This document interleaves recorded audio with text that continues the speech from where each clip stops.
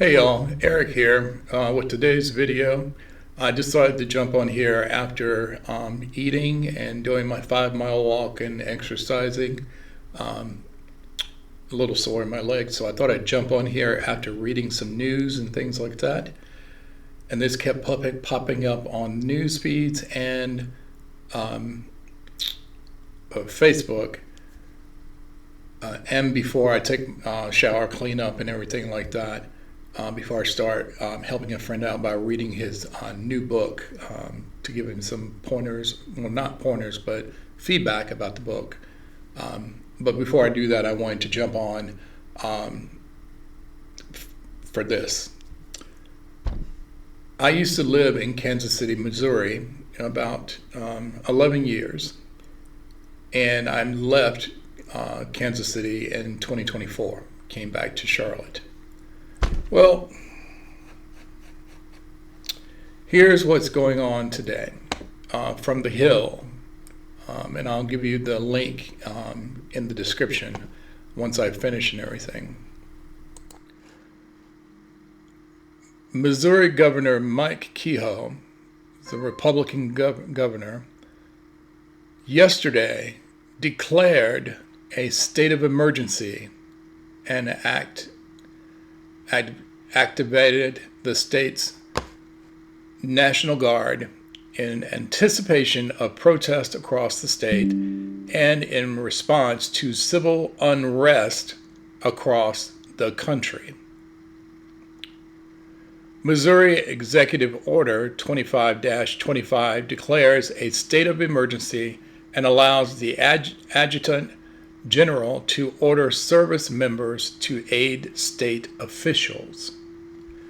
The order comes after the Missouri State Highway Patrol, the Missouri National Guard, and Missouri Department of Public Safety established a unified command to monitor situations across the state and prepare local law enforcement.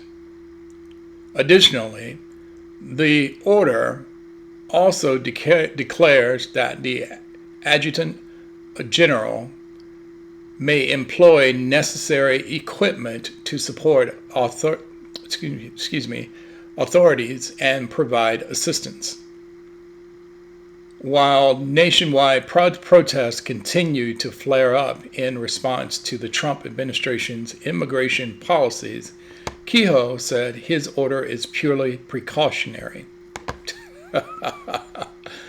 You know why I'm laughing, right? You know why I'm laughing? Because this is the second Republican governor who has set up and activated the state's National Guard.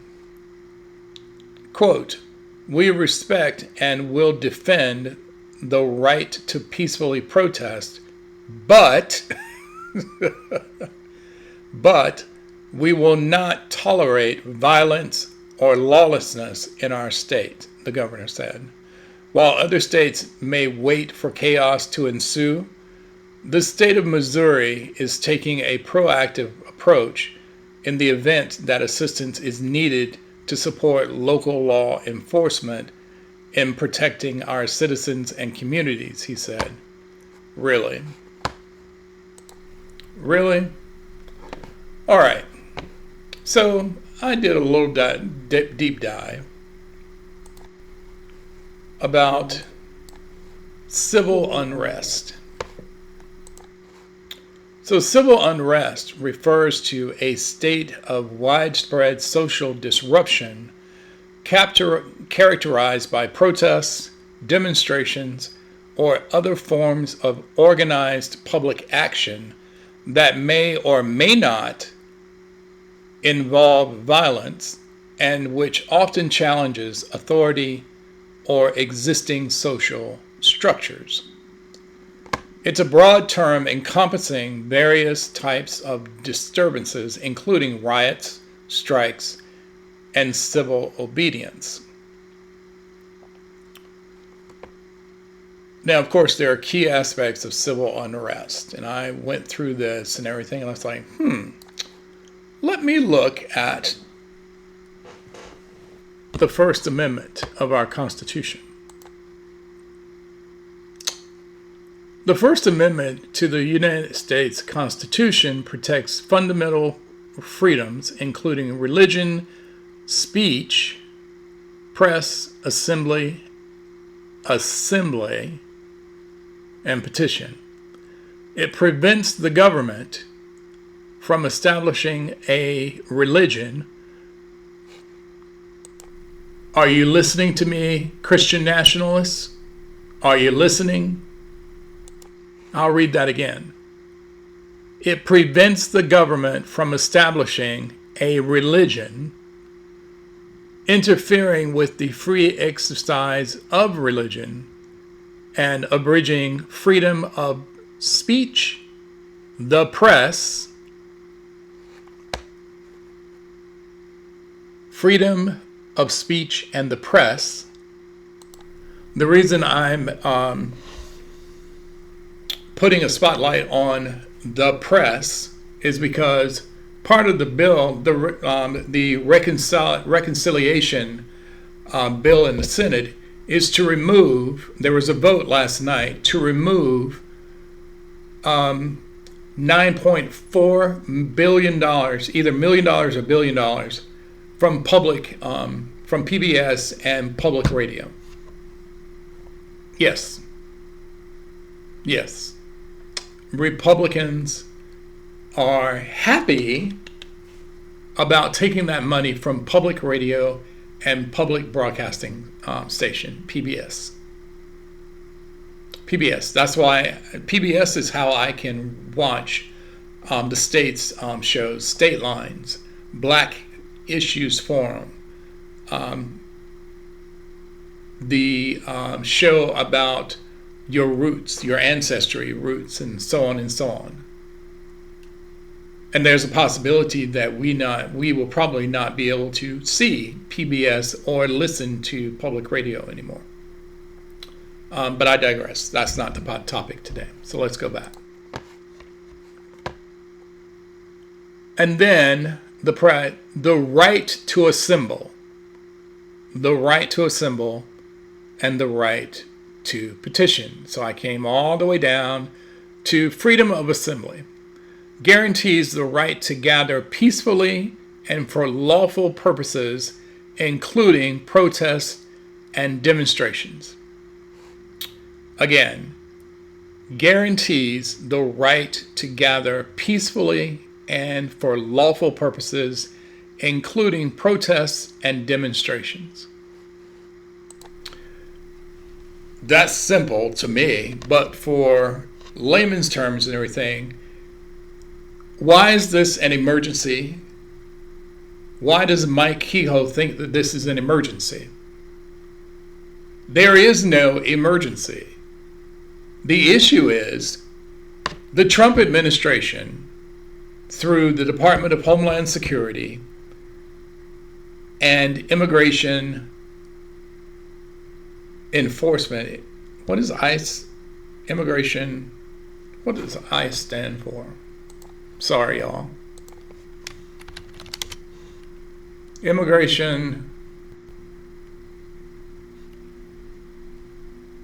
Customs. There we go. Immigration and Customs Enforcement.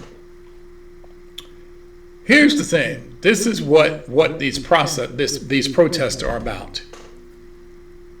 So, in the interest of transparency, if someone, for the United States law, if someone comes to our country and crosses our border, whether it's the southern border between the United States and Mexico, or the Gulf, the water, whether it's one of the states on the Gulf side or one of the states on the Atlantic side, or coming to our East Coast border, our northern border between us and Canada, or our West Coast border, any of the states that are on the West Coast for the Pacific Ocean. If you come to our country without a lawful passport or visa or something like that, or if those are expired, you've broken the law. You've broken the law. By definition, that means you're a criminal. But we're not talking about definitions. So here we go. Our deportation laws say someone can be arrested, and then there has to be due process. Due process means they have a day in court to explain themselves in front of a judge. What is happening right now, when ICE goes to a school and takes a parent out of a car, out of a vehicle, while they're trying to drop their child off to school, when ICE goes to Home Depot and tries to find people who are in this country illegally and rounds them up and takes them to an ICE detention center, when ICE goes to someone's house while they're cutting their grass, takes them out of their yard, puts them in their vehicle, and takes them to a detention center, and then puts them on a plane to go to a foreign country to jail, that is not due process. That is essentially kidnapping. Yes, I said it. That is essentially kidnapping. Which means, I have to say it.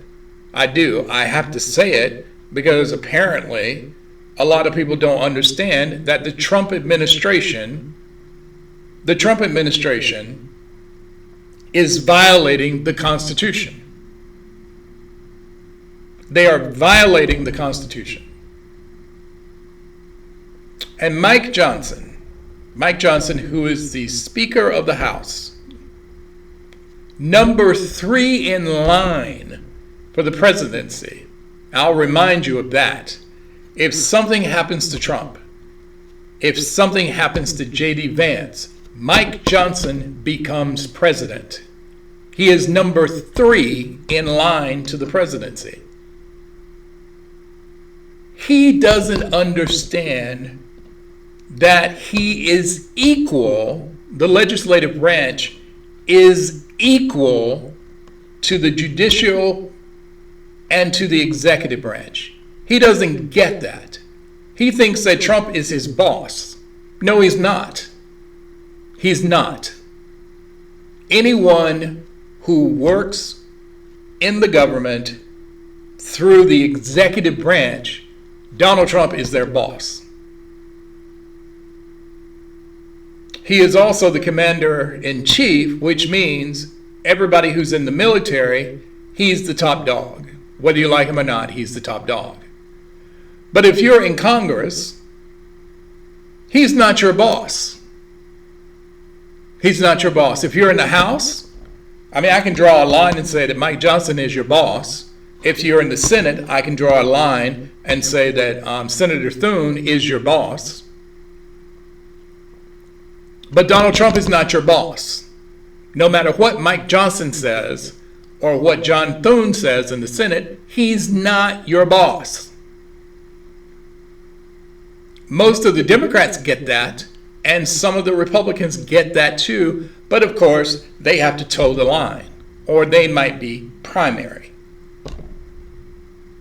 Well, get ready, because not just you on the Republican side, some of the Democrats on their side who are sitting on their asses not doing anything, they may not have that seat in 2026 or in 2028.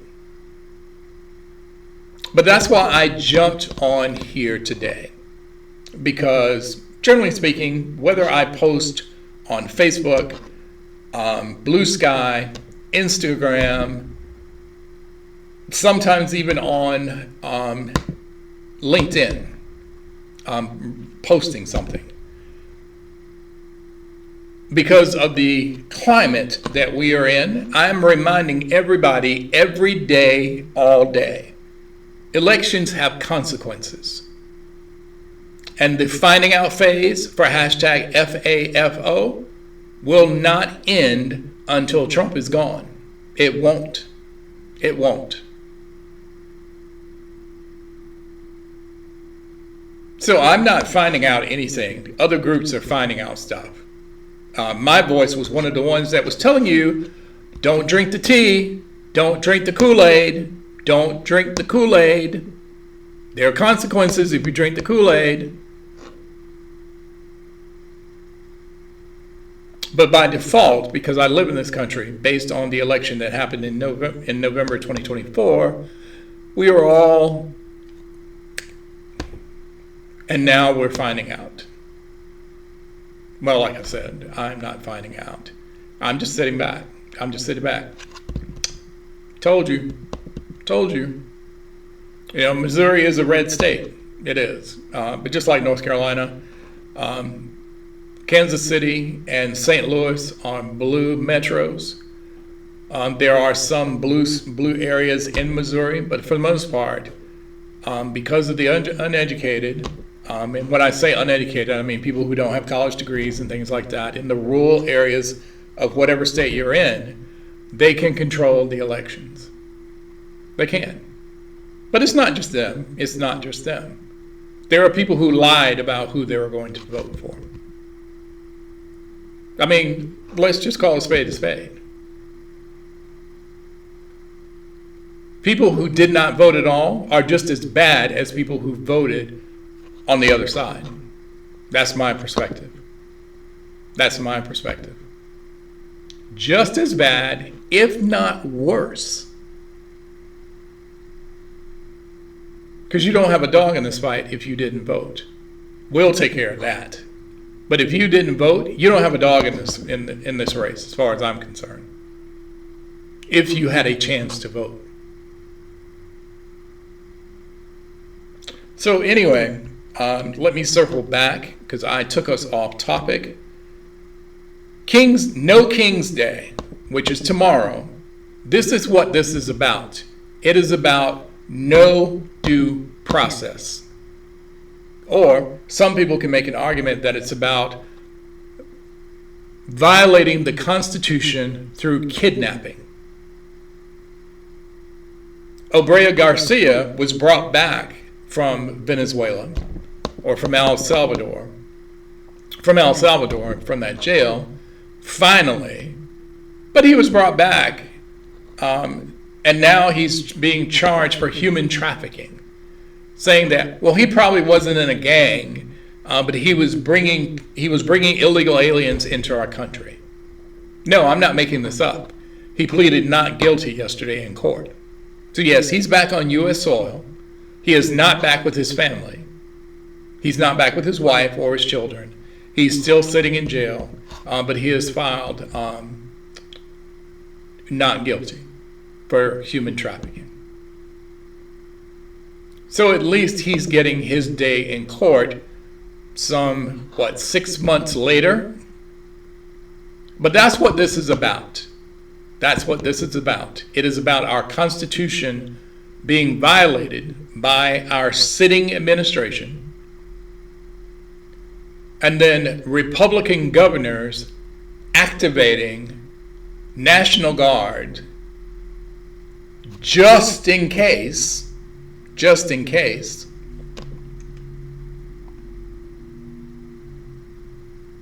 And now there will be a day in court about the officials in California versus the Trump administration about him going past his power, taking the National Guard away from the governor and the mayor of Los Angeles. And I'll remind you, this has only happened once. Before this issue started, this only happened once in this country's history.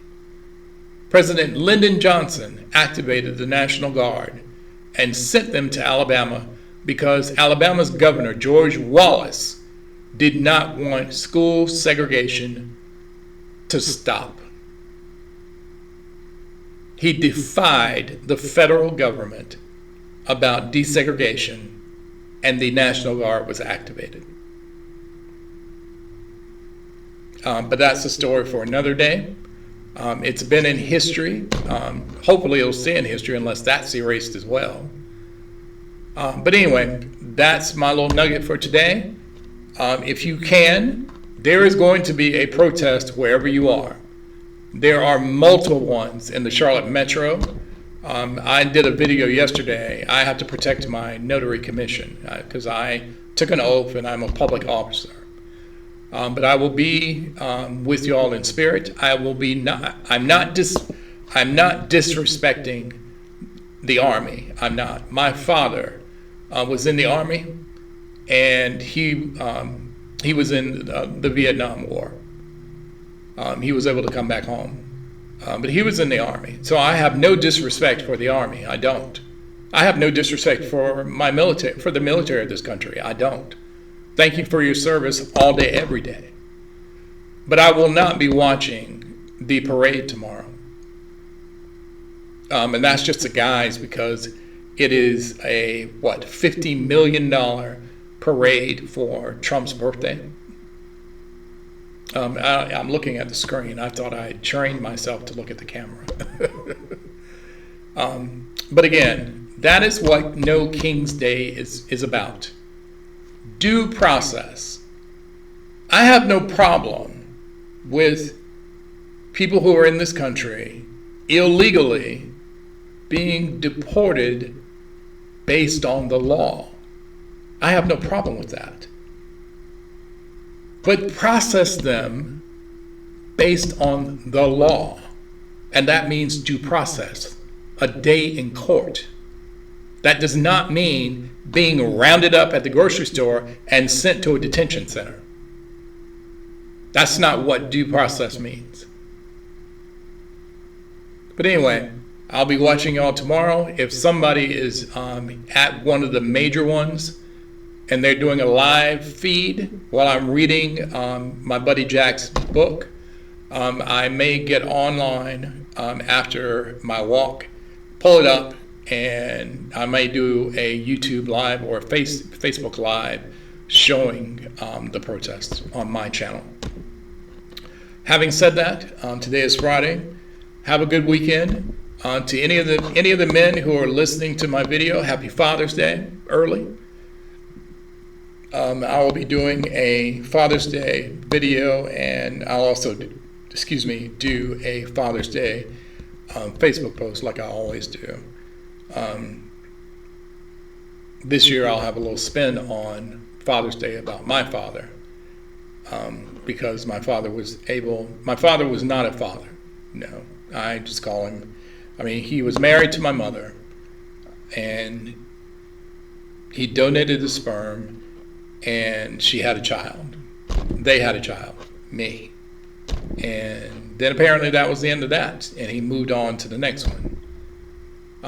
But that's something else. That's something else. But anyway, get out this weekend. Go to a protest if you're able to. If you're not, make sure that you're doing something. Whether it's an hour or the whole day, just do something for yourself. Take care of yourself. Mental health is a thing. It is. And all of us have a lot going on up here. And we need to figure out how to take care of ourselves. We do. So anyway, I will see you on the next one.